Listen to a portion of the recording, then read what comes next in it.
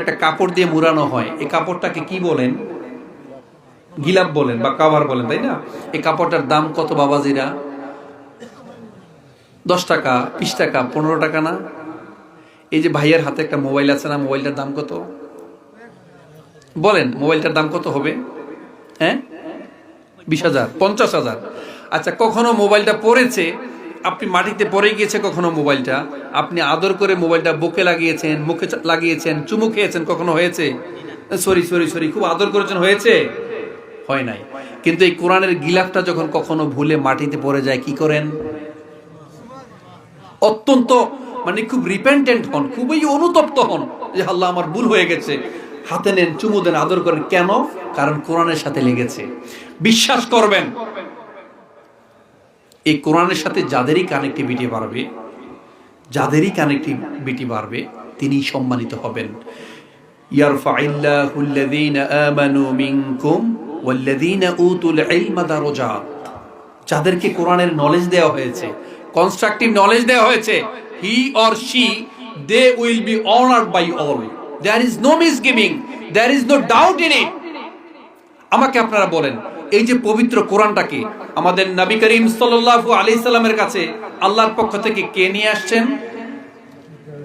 জিবরাইল আলাইহিস সালাম নিয়ে আসছেন। তিনি ফেরেশতাদের মধ্যে শ্রেষ্ঠ ফেরেশতা হয়েছেন, না আমি ভুল বললাম? তিনি ফেরেশতাদের মধ্যে সেরা হয়েছেন। কার কাছে কোরআনটা নাজিল হয়েছে? কার উপর? কোন নবীর উপর? নবী মুহাম্মদ সাল্লাল্লাহু আলাইহি সাল্লাম। তিনি হয়েছেন নবীদের মধ্যে সর্বশ্রেষ্ঠ নবী। কোন রাতে, কোন মাসে নাজিল হয়েছে? রমাদান মাসে, তাই না? রমাদান মাস হয়েছে সমস্ত মাসের মধ্যে শ্রেষ্ঠ মাস। শাহরু রমাদানাল্লাযী উনজিলা ফীহিল কুরআন। এই মাসে কোরআন নাজিল হয়েছে। কোন রাতে কোরআন নাজিল হয়েছে? কদরের রাতে কোরআন নাজিল হয়েছে। এই রাত হয়েছে 1000 মাসের চেয়েও শ্রেষ্ঠ। ইন্না আনজালনাহু ফি লাইলাতিন মুবারাকা। একটা মুবারক রাতে, পবিত্র রাতে এই পবিত্র কোরআন নাজিল হয়েছে। কোন উম্মতের উপর কোরআনটা নাজিল হয়েছে? উম্মতে মুহাম্মাদী। এই উম্মতে মুহাম্মদ হচ্ছে পৃথিবীর সবচেয়ে শ্রেষ্ঠ উম্মত। এই উম্মতে মুহাম্মদ পৃথিবীর মধ্যে শ্রেষ্ঠ উম্মত।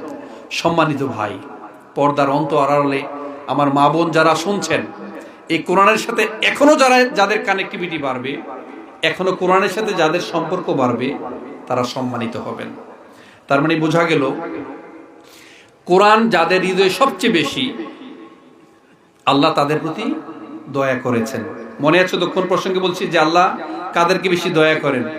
আরেকটা জিনিস খেয়াল রাখবেন, আপনার প্রতি আল্লাহ আরেকটা দিক থেকে সবচেয়ে বেশি দয়াবান, সবচেয়ে বেশি ভালোবাসা হচ্ছে ওই দিক থেকে যখন আপনি নিজেকে পাপ কাজ থেকে বিরত রাখতে পারবেন। আপনার ইবাদত খুব ভালো লাগে, আপনি ইবাদত করতে পারছেন, আপনি পাপ কাজ করছেন না, পাপ কাজ করার যথেষ্ট সুযোগ আছে, আপনি ছেড়ে দিয়ে চলে আসছেন, বুঝতে হবে আল্লাহ আপনাকে ভালোবাসে। আর যারা সিজলেসলি পাপ করে যাচ্ছেন, গুনাহ করে যাচ্ছেন, আপনাকে ভাবতে হবে যে আল্লাহ আপনাকে ভালোবাসেন না। আপনাকে চিন্তা করতে হবে, ভাই রমাদান মাস আসছে, ভাই ইবাদতের মাস, রমাদান মাসটা একটু কাজে লাগাবেন ভাই। আল্লাহ এমনিতেই প্রত্যেকদিন রাতে এই আকাশে নেমে এসে আল্লাহ ডাকতে থাকেন, সবাইকে ডাকতে থাকেন। এখানে যারা আছেন, আমাদের অনেকের সমস্যা আছে না ভাই? অনেক অভিযোগ আছে না? অসুস্থতা আছে না? রিজিকের ঘাটতি আছে না? কতজনের কত সমস্যা আছে না ভাই? আল্লাহ প্রত্যেকদিন ডাকেন, আলা মিন মুস্তাগফিরিন ফাগফিরুলাহ। কার কি প্রয়োজন আমার কাছে চাও, কার কি প্রয়োজন আমার কাছে চাও, আমি তাই দেব। কিন্তু আমরা কতটা নিষ্ঠুর যে আল্লাহ আমাদেরকে সৃষ্টি করেছেন, তিনি আমাদেরকে কিছু দেওয়ার জন্য ডাকছেন, আর আমরা তার থেকে পালিয়ে বেড়াচ্ছি অহর্নিশ। এত অকৃতজ্ঞ কেন আমরা? ইয়া আইয়ুহাল ইনসানু মা গররাকা বিরাব্বিকাল কারীম। আল্লাহ বলছেন, কোন মোহে তোমরা আল্লাহ সম্পর্কে গাফেল হয়ে যাচ্ছ। কুতিলাল ইনসানু মা আকফারা। ধ্বংস কুতিলাল ইনসানু মা আকফারাহ, ধ্বংস হোক মানুষ, মানুষ কেন এতটা অকৃতজ্ঞ। আল্লাহ আপনাকে ডাকছেন। এখানে সম্মানিত আমাদের সভাপতি মহোদয়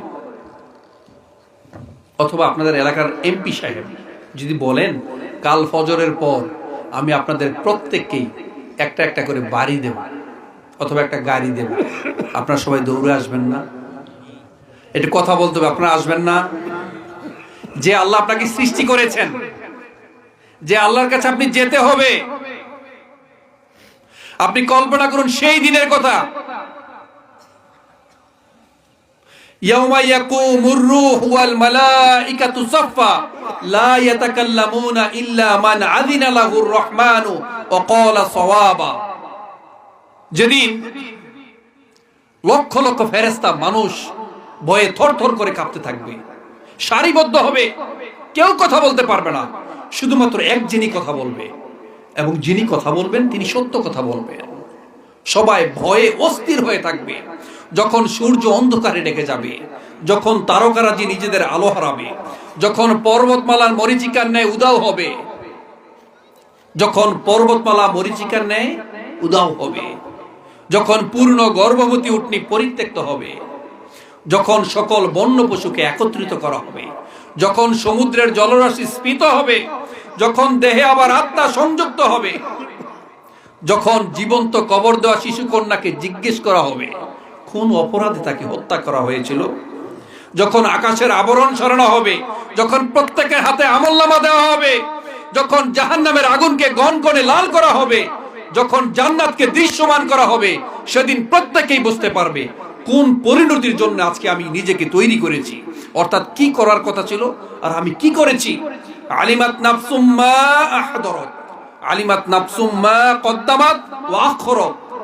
সেদিন প্রত্যেকেই বুঝতে পারবে। সেই দিনটার কথা ভাবেন ভাই। আচ্ছা, কেউ কি বলতে পারবেন পৃথিবী থেকে সূর্যের দূরত্ব কতটুকু? 9,30,00,000 মাইল, অথবা প্রায় 15 কোটি কিলোমিটার। 15 কোটি কিলোমিটার, আর নাইলে হবে 9,30,00,000 মাইল। বাই 30 লক্ষ মাইল আমি কুমিল্লা থেকে এখানে আসছি, ফজরের পরপর রওনা দিয়েছি, কিছুক্ষণ আগে এসে পৌঁছাইলাম। কত মাইল হবে? 400-500 কিলো হবে নাকি? 400-500 কিলো এই অবস্থা। আর 9,30,00,000 মাইল, 9 কোটি বাদ দিলাম। এত মাইল উপরে থাকার পর সূর্যটা যে অবস্থায় আছে, যদি আরেকটু উপরে যেত, সায়েন্স বলে আরেকটু উপরে গেলে এই পৃথিবী বরফে আচ্ছাদিত হয়ে যেত। আমাদের প্রিয় সম্মানিত তালহা ফারুকী ভাই সহ আপনাদের এই এলাকার অনেক মানুষ লন্ডনে আছেন, বিদেশে আছেন, কানাডা আছেন, আমেরিকায় আছেন, লন্ডনে আছেন। প্রত্যেকটা ভাইদের জন্য দোয়া করি। দে আর দ্য রেমিটেন্স ফাইটার। তারা আমাদের দেশের অর্থনীতির চাকাকে সচল রেখেছে, ঠিক কিনা? ভাইদের জন্য আমরা দোয়া করি। আপনাদের যাদেরই সন্তান বিদেশ আছে তাদের জন্য দোয়া করি। তো যারা ইউরোপ কান্ট্রিতে থাকেন তারা বোঝেন বরফ কি জিনিস, বরফ যে কি জিনিস তারা বুঝতে পারে। সূর্যের দূরত্ব প্রায় 15 কোটি কিলোমিটার বা 9,30,00,000 মাইল।